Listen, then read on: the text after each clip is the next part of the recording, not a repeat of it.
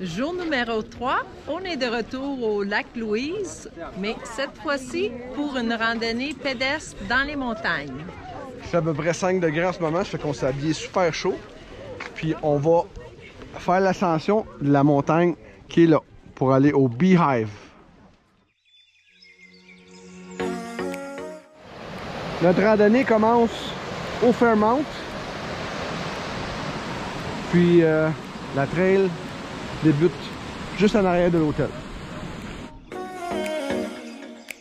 Si vous n'êtes pas familier avec les randonnées pédestres, il y a une application sur iPhone ou sur Android. Ça s'appelle Trailforks. C'est gratuit. Vous downloadez les maps de la région que vous êtes. Ça dit exactement le positionnement GPS, la durée de la trail que vous voulez faire. Puis la distance, l'élévation, tout. Merci Paul pour ce petit truc. C'est toi le king du hiking. On débute notre ascension pour le Beehive.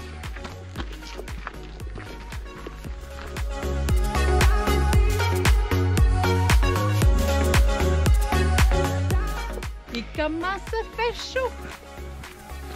Mon oncle et ma tante ne sont pas habitués, mais on est en forme, il n'y a pas de problème.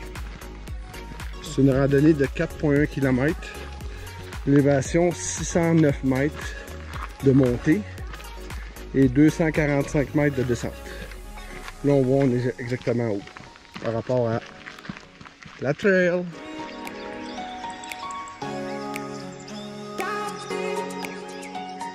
On voit un peu le lac Louise là en bas. C'est beau, c'est écœurant.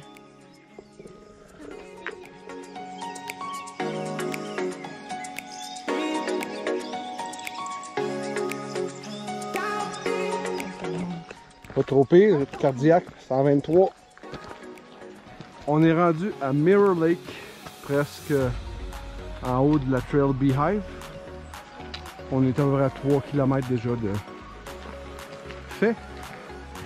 Puis on voit pourquoi le nom du lac c'est Mirror, parce que c'est vraiment comme un miroir.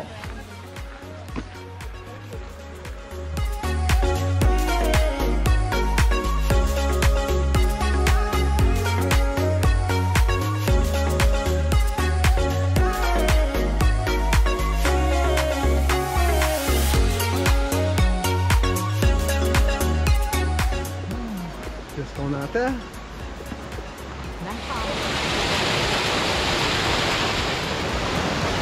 On a les chutes du Niagara juste en arrière de nous.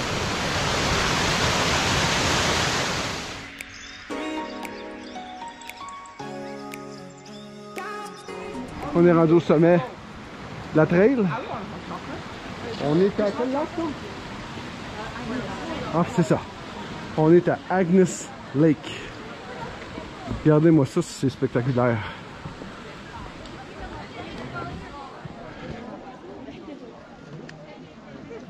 C'est comme sur une carte postale.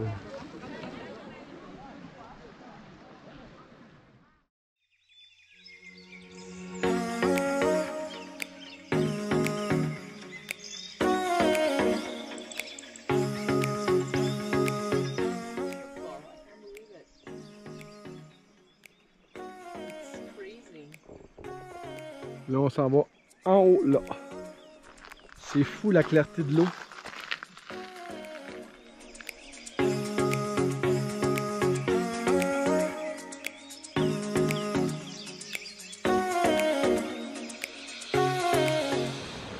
Juste être au pied des montagnes, c'est impressionnant. Là, c'est le dernier bout d'ascension pour se rendre au Big Beehive.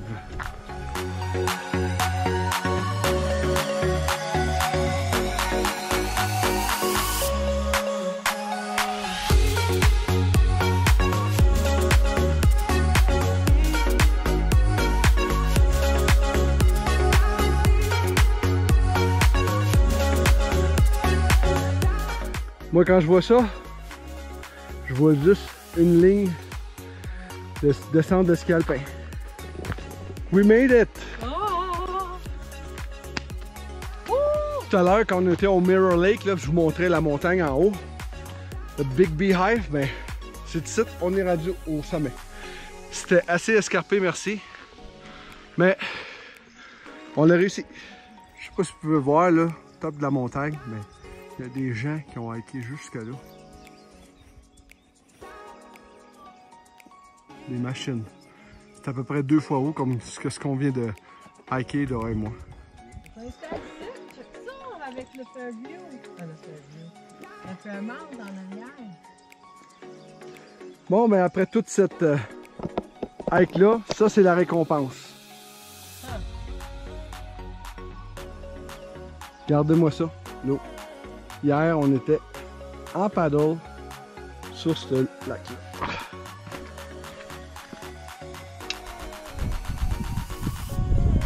Incroyable. Bon, mais c'est ici qu'on a trouvé le meilleur spot pour faire notre pique-nique.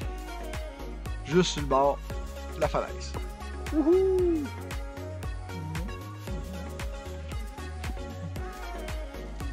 Coca-Cola!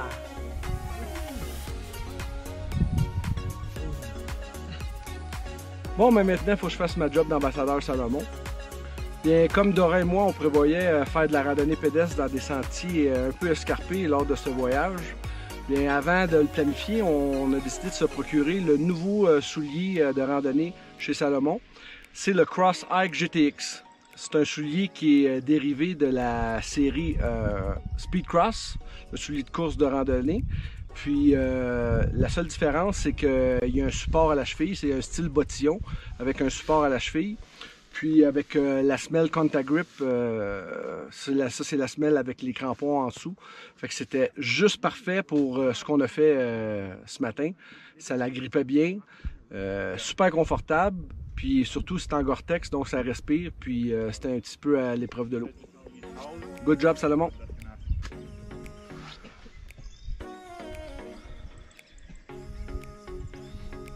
Donc, si jamais vous cherchez un soulier pour faire de la randonnée pédestre, là, je vous le conseille fortement. Comme j'ai dit tout à l'heure, il est confortable, il est léger, puis le Gore-Tex fait qu'il est à l'épreuve de l'eau. C'est ce qui conclut notre vidéo de randonnée pédestre pour aujourd'hui.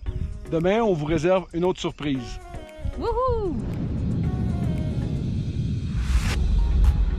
Puis, tes cross-hike? Ah, 10 sur 10, vraiment, j'en fais d'autres randonnées avec ça, là.